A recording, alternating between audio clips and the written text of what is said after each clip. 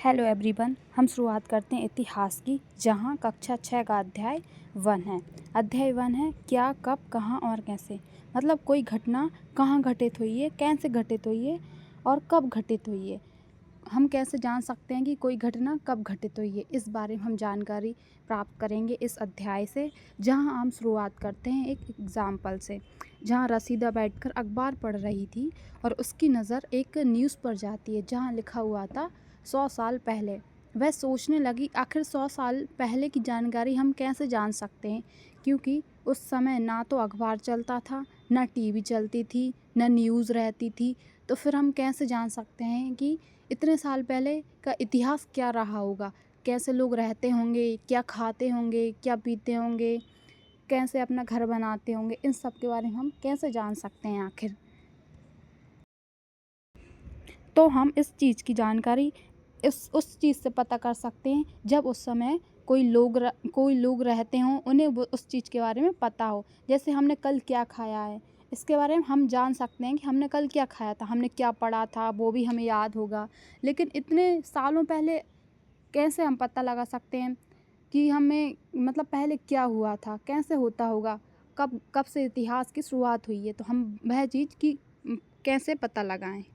आखिर हम हमारे अतीत के बारे में कैसे जान सकते हैं कि लोग कैसे कृषि करते थे या नहीं, पशुपालन कैसे करते थे, शासक कौन थे, मतलब कोई राजा थे या नहीं, कौन प्रधान रहता था उस टाइम पे, व्यापार कैसे करते थे, क्योंकि उस टाइम पे तो लोहे सोना चांदी इन सब की तो खोज भी नहीं हुई थी। तो कैसे व्यापार करते थे, पुरोहित रहते थे या नहीं, शिल्पकार, उनका कल्चर कैसा था, उनकी संस्कृति कैसी थी, ये चीज़ें थी नहीं थी, कैसा क्या था, इन सब के बारे में जानेंगे कि उस टाइम पर वही खेल रहते थे जो अभी हैं। क्या हम वो वही खेल खेलते हैं जो पहले लोग खेलते होंगे? क्या पहले के लोग कहानियाँ सुनते होंगे, कोई नाटक खेलते होंगे या देखते होंगे? इन सब के बारे में भी वे जानते थे कि नहीं। हम इन चीज़ों के बारे में कैसे पता लगा सकते हैं, इस अध्याय में हम पढ़ेंगे। फिर हम बात करते हैं लोग कहाँ रहते थे। मतलब सबसे पहले शुरुआत तो लोगों की रहने से ही हुई होगी ना।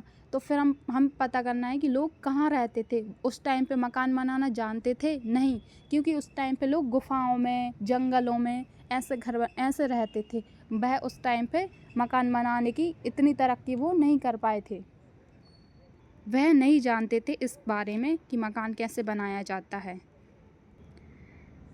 कई सालों पहले लोग कुशल संग्राहक थे। मतलब कुशल संग्राहक मतलब कोई चीज़ों की अच्छी जानकारी रखना और उन चीज़ों को इकट्ठा करना, कि मतलब जंगलों से वो फल फूल लाते थे, उन चीज़ों की जानकारी भी तो होना चाहिए, ये खाने लायक है या नहीं। इसलिए उन्हें कुशल संग्राहक कहते थे। वे कुशल संग्राहक भी थे क्योंकि आसपास के जंगलों से वे कुछ जड़ें, फल फूल, कंदमूल, इन्हीं से वे भोजन करते थे। तो वे यहाँ से वहाँ ढूंढते रहते थे इन्हें। और वे आखिर तक मतलब वे एक आखिर शिकार भी करते थे। मतलब वे अच्छे शिकारी भी थे। आखिर मतलब शिकार, वे जानवरों का शिकार करते थे और उन्हीं का मांस खाते थे। कुछ हजारों वर्ष पूर्व मानव ने गेहूं तथा जौ जैसी फसलों को उपजाना भी आरंभ किया। उन्होंने भेड़, बकरी, गाय, बैल जैसे पशुओं को पालतू बनाना भी शुरू किया। ये लोग गांव में रहते थे। हाँ, ये तो नॉर्मल सी बात है, वो गांव में ही रहते होंगे, गुफाओं में रहते होंगे, क्योंकि तब ना शहर का पता रहता होगा और ना इतनी बड़ी बड़ी बिल्डिंगें रहती होंगी। इसलिए वे गुफाओं में अपना गुजारा करते थे, जो ज़्यादातर गाँव में ही रहती थी। और हम इससे जान भी सकते हैं कि उन लोगों ने कृषि की भी मतलब धीरे धीरे करके वह कृषि भी जानने लगे थे। सबसे स्टार्टिंग में उन्होंने चावल को उपजाना शुरू किया, जो विंध्या के उत्तर में स्थित है। मतलब विंध्य पहाड़ियों पे इन चीज़ों के हमें साक्ष्य मिलते हैं। और नर्मदा नदी के तटों पर कुछ कुछ रहने के साक्ष्य भी मिलते हैं हमें। वहाँ पर छोटे छोटे नगर फल फूलने लगे थे। लगभग 4700 वर्ष पूर्व इन्हीं नदियों के किनारे कुछ आरंभिक नगर फले फूले। गंगा व इसकी सहायक नदियों के किनारे। सहायक नदियाँ किन्हें कहते हैं? हम सहायक नदियाँ उन्हें कह सकते हैं जहाँ बड़ी नदियों में जाकर छोटी छोटी नदियाँ मिल जाती हैं, उन्हें हम सहायक नदियाँ कह सकते हैं। उनके किनारे तथा समुद्र तटवर्ती इलाकों में नगरों का विकास लगभग 2500 वर्ष पूर्व माना गया। अब हम जानते हैं कि पहले के लोग यात्राएं करते थे। कैसे यात्राएं करते थे, उनके पास कोई साधन थे या नहीं, ये एक स्थान से दूसरे स्थान जाते भी थे कि एक ही जगह पर अपना गुजारा निकाल देते थे। ये हम इस चीज़ का हम पता कैसे लगा सकते हैं आखिर?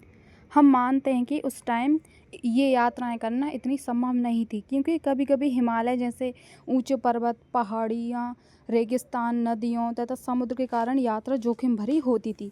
फिर भी ये यात्रा उनके लिए असंभव नहीं थी। अतः कभी लोग काम की तलाश में तो कभी प्राकृतिक आपदाओं के कारण एक स्थान से दूसरे स्थान जाया करते थे। कभी कभी सेनाएं दूसरे क्षेत्रों पर विजय हासिल करने के लिए भी जाती। इसके अतिरिक्त व्यापारी सभी काफिलों में तो कभी जहाज में अपने साथ मूल्यवान वस्तुएं लेकर एक स्थान से दूसरे स्थान जाते रहते थे। धार्मिक गुरु लोगों को शिक्षा और सलाह देते हुए एक गांव से दूसरे गांव तथा एक कस्बे से दूसरे कस्बे जाया करते थे। कुछ लोग नए और रोचक स्थानों को खोजने की चाह में उत्सुकता बस भी यात्रा किया करते थे। इन सभी यात्राओं से लोगों को एक दूसरे के विचारों को जानने का अवसर मिलता है। मतलब हम जानते हैं कि अगर हमें कहीं और की संस्कृति के बारे में पता करना है तो हमें यहाँ से कहीं और जाना ही पड़ता है।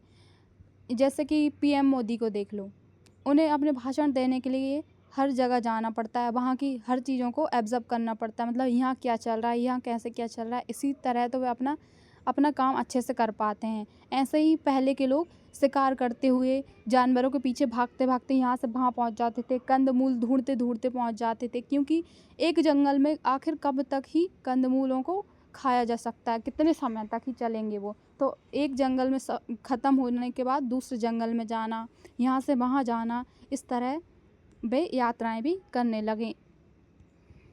जैसे कई 100 वर्षों पहले लोग पत्थर को तराशने, संगीत रचने और यहाँ तक कि भोजन बनाने के नए तरीकों के बारे में एक दूसरे के विचारों को अपनाते रहे। अब हम जिस इतिहास के बारे में बात कर रहे हैं, आखिर उस देश का नाम भारत कैसे पड़ा, अब उसके बारे में हम जानेंगे। हम अपने देश के लिए प्रायः इंडिया तथा भारत जैसे नामों का प्रयोग करते हैं। इंडिया शब्द इंडस से निकला है, जिसे संस्कृत में सिंधु कहा जाता है। अपने एटलस में ईरान और यूनान का पता लगाएं। हम जानते हैं कि 2500 वर्ष पूर्व ईरानी और यूनानी लोगों ने सिंधु को इंदोस अथवा हिंदोस और नदी के पूर्व में स्थित भूमि प्रदेश को इंडिया कहा। इन लोगों ने शुरुआत की थी इंदोस और हिंदूस। सिंधु को ये लोग ऐसे कहने लगे। तो भारत नाम इसका प्रयोग उत्तर पश्चिम में रहने वाले लोगों के एक समूह के लिए किया जाता था। इस समूह का उपयोग संस्कृत की आरंभिक कृति ऋग्वेद में मिलता है। मतलब भरत नाम के कबीले का प्रयोग हमें ऋग्वेद में जान सकते हैं इसके बारे में, इसलिए इसका नाम भारत पड़ा। फिर बाद में इसका प्रयोग देश के लिए भी होने लगा। इस तरह हमारे देश का नाम भारत पड़ा। और अब हम अतीत के बारे में और कैसे जान सकते हैं? जैसे हमने अतीत के बारे में जाना कि वह लोग कैसे रहते थे, कैसे खाते थे, क्या खाते थे, जानवरों का शिकार कैसे करते थे, इनके बारे में जाना। और फिर हम इसके अलावा किस चीज़ों से जान सकते हैं कि हम अतीत की जानकारी हम और कैसे प्राप्त कर सकते हैं, उस बारे में हम बात करते हैं। तो हम अतीत की जानकारी कई तरह से प्राप्त कर सकते हैं। इनमें से एक तरीका अतीत में लिखी गई पुस्तकों को ढूंढना और पढ़ना है। ये पुस्तक हाथ से लिखी होने के कारण पांडुलिपि कही जाती थी। अंग्रेज़ों में पांडुलिपि के लिए प्रयुक्त होने वाला मैन्युस्क्रिप्ट शब्द लैटिन शब्द मैन्यू, जिसका अर्थ हाथ से निकला है। ये पांडुलिपियाँ प्रायः ताड़पत्रों अथवा हिमालय क्षेत्र में उगने वाले भुर्ज नामक पेड़ की छाल से विशेष तरीके से तैयार भोजपत्र पर लिखी मिलती हैं। हम जानते हैं कि इस टाइम पे पुस्तकें चलती हैं जिससे हम पढ़ते हैं, जिससे कोई भी चीज़ हम पढ़ते हैं। लेकिन उस टाइम पे पुस्तक बनाने क्या आविष्कार हो गया था क्या? नहीं, उस टाइम पर वह पेड़ की छालों से पत्ते के ऊपर लिखा करते थे, उसे ताड़पत्र बोलते हैं।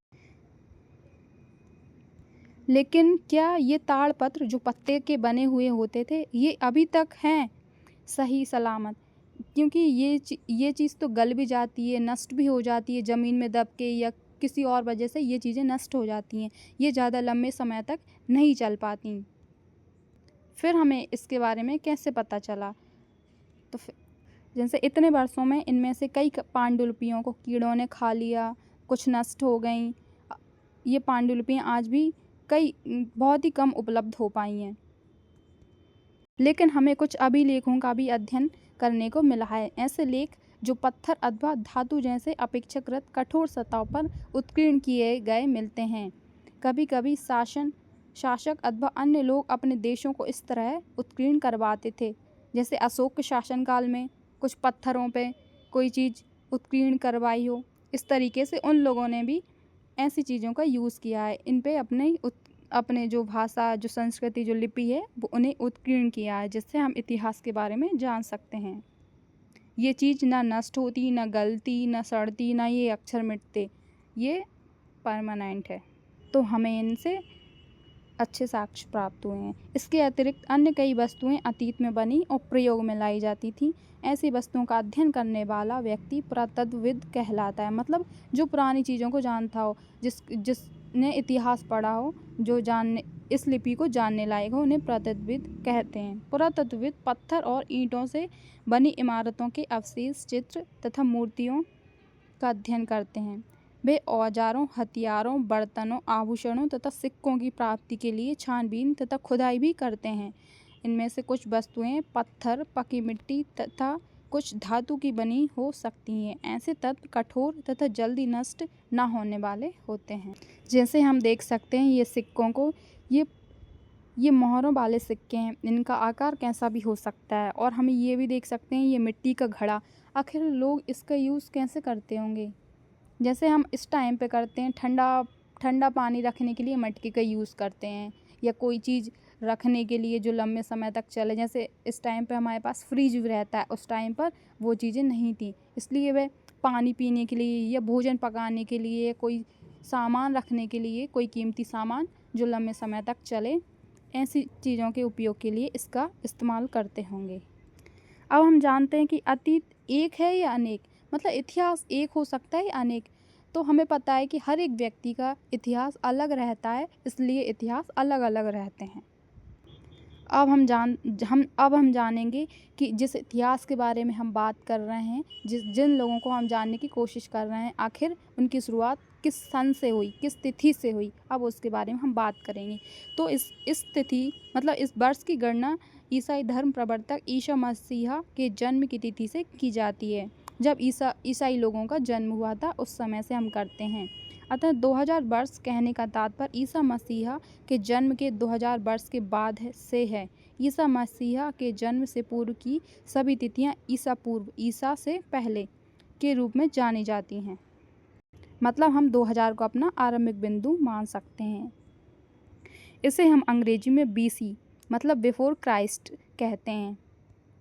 कभी कभी हम AD के रूप में भी जान सकते हैं, मतलब एनो डोमिनी नामक 2 लैटिन शब्दों से बना है। इसका तात्पर्य भी ईसा मसीहा के जन्म के वर्ष से है।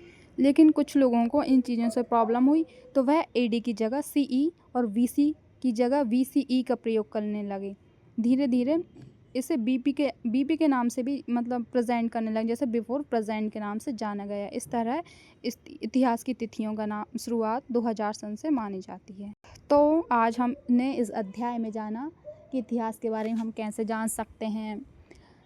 इनके लोगों के बारे में हमने जानकारियाँ प्राप्त की, वे कैसे थे, क्या करते थे, कैसे शिकार करते थे, अपना गुजारा कैसे करते थे। इसकी तिथियों के बारे में हमने जाना, कब से इतिहास की शुरुआत हुई, और जिस इतिहास की बात हम कर रहे थे भारत देश की, उसका नाम कैसे पड़ा। तो इन चीज़ों के बारे में आज हमने जानकारी जुटाई।